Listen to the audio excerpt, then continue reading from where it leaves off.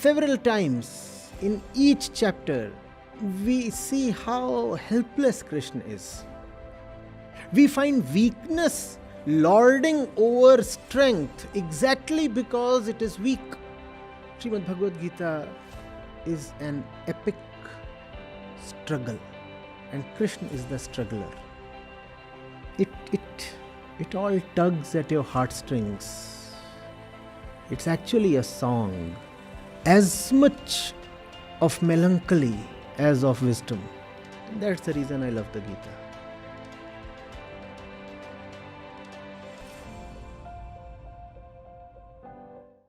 So, my name is Corbel.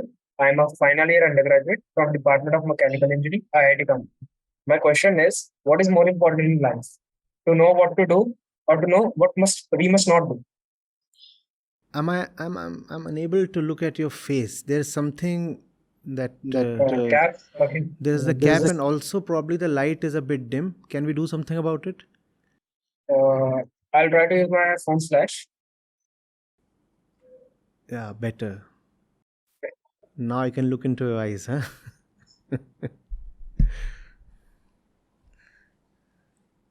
Yes. Come again, please. Just that one line of the question. So my question is, what is more important in life? To know what to do or to know what not to do? See, doing or not doing,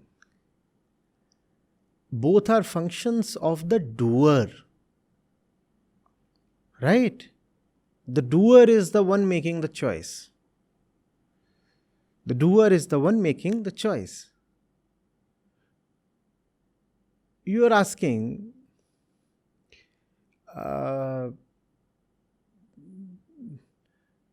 do I trust the output of a certain instrument, a certain gadget?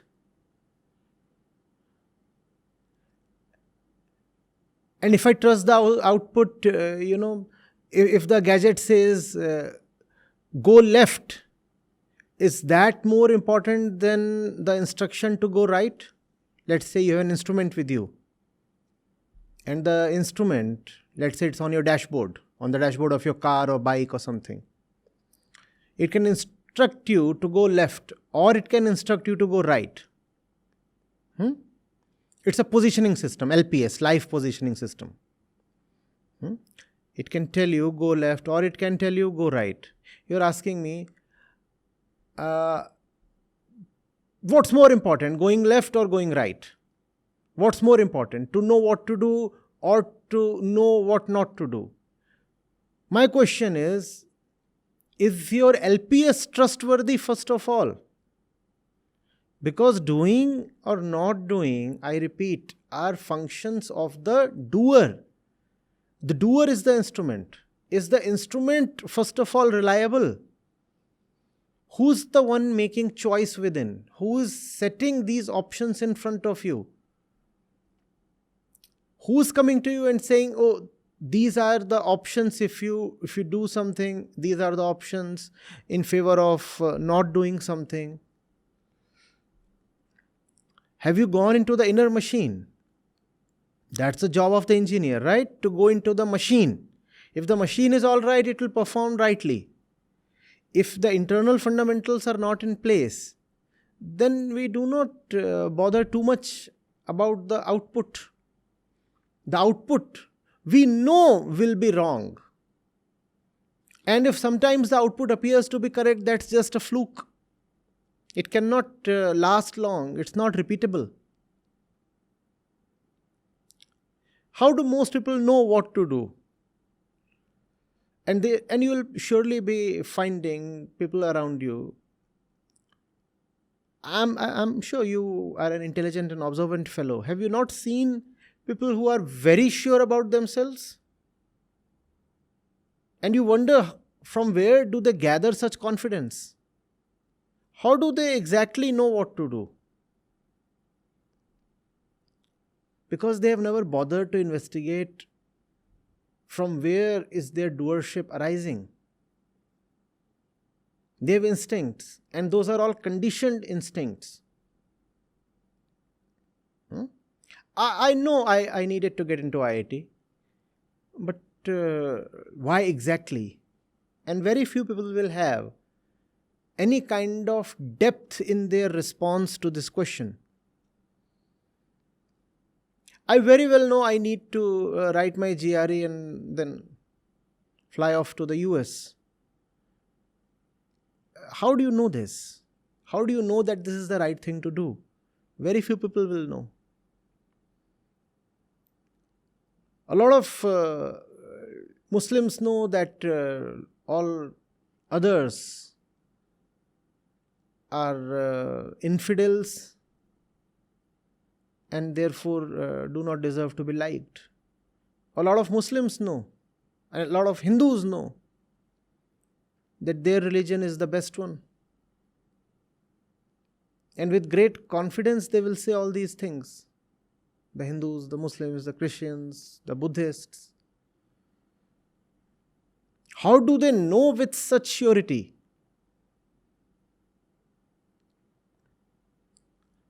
Well, at the age of 24, I'll pass out and I suppose I must have a BMW by 30. How do you know? Who told you? I think I'll have just 2 kids. One by the time I'm 30 or something, another before I'm 35. How do you know? How do you know? Let's celebrate. And if we are celebrating, nobody is going to keep quiet. It's a party. Let there be noise. Nobody should be silent in a celebration. It's a don't, right? Don't be quiet in the middle of a party or a celebration. How do you know that this is something to never be done? From where did this come to you? Do you see that we are trying to take your attention to the inner machine that generates the list of do's and don'ts?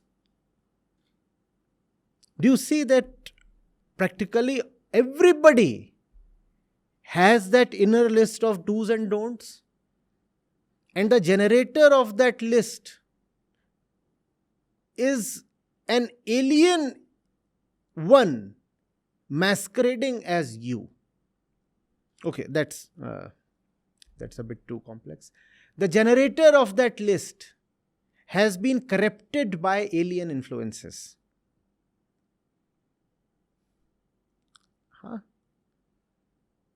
If I'm born as an Indian, I have an Indian list of do's and don'ts. If I'm born as a Chinese, I have a Chinese list. Born as a North Indian male, you have one list of do's and don'ts.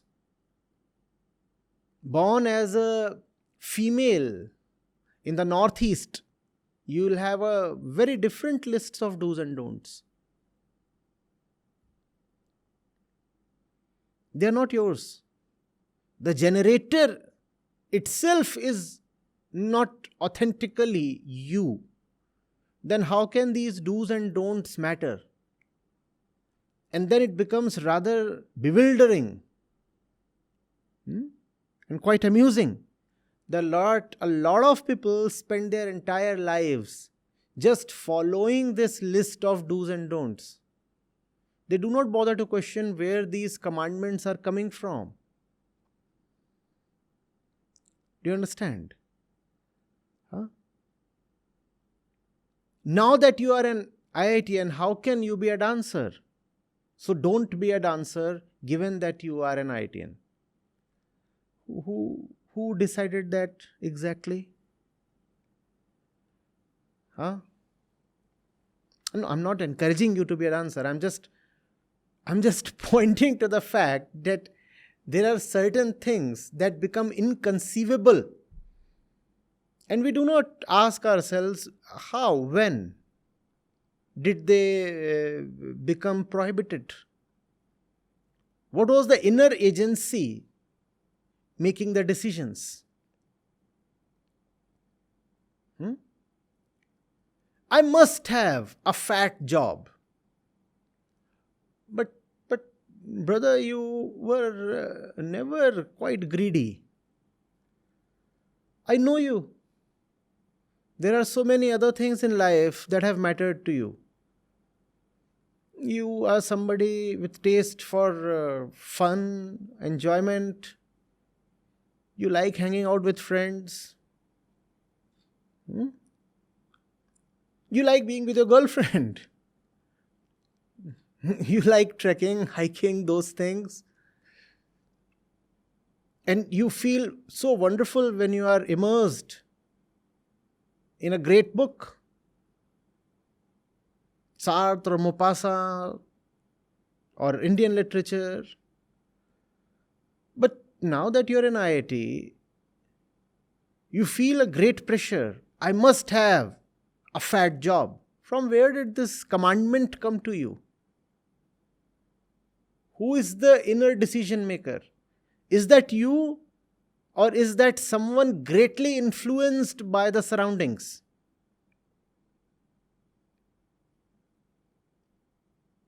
Don't do this, don't do this. We often say, oh, there is that little voice inside us. We call it conscience. Wisdom is to realize that your conscience is all artificial, 100% influenced. And that's why the so-called inner conscience is totally outer and varies from person to person. People have done horrible deeds based on the advice of their conscience. Hitler too, in his own eyes, must have been a man of conscience.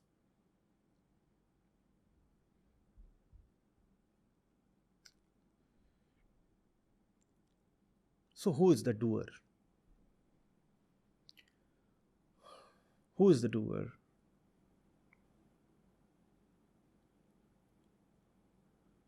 What does he want to achieve through the deed? If he says do something, he has eyes on the result probably.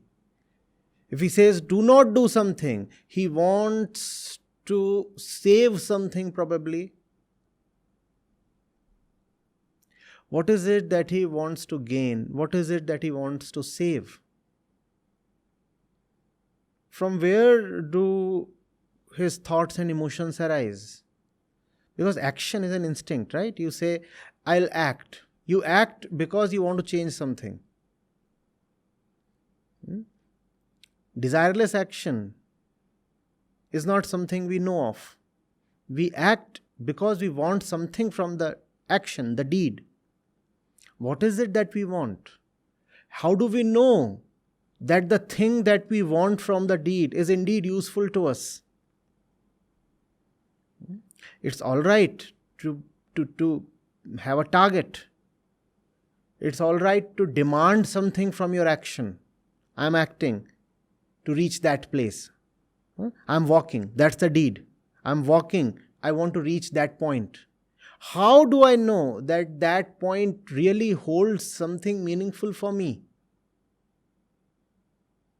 Who told me that that particular point indeed has a thing of importance? These are the questions that a young, intelligent man must ask himself. Otherwise, life is a short affair. You can very easily squander it away in meaningless kind of motion, random motion. Oh, Brownian motion you know of, right? So think of the molecules, think of the atoms all the time, their entire duration.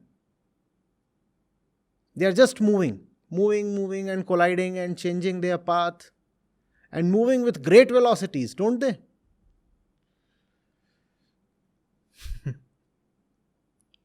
If they were humans, we would really felicitate them. We'll say, look at these little things, the molecules. They are all karma yogis. They are constantly in action. They are constantly doing something. It's not about just doing something. It's about knowing the doer.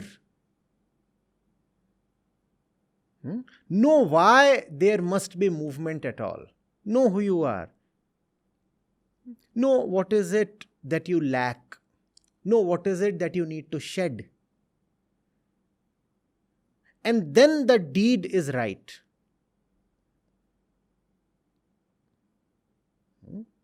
Then you know the one right direction for you, unambiguously, choicelessly.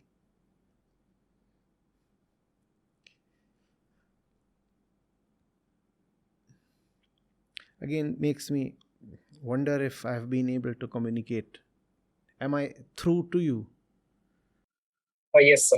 That was actually an insightful answer. I expected not such a deep insights. Thank you No, very much. you and each one of you on the other side of the screen are most welcome to ask for clarification or pose a counter. I welcome that. Yes.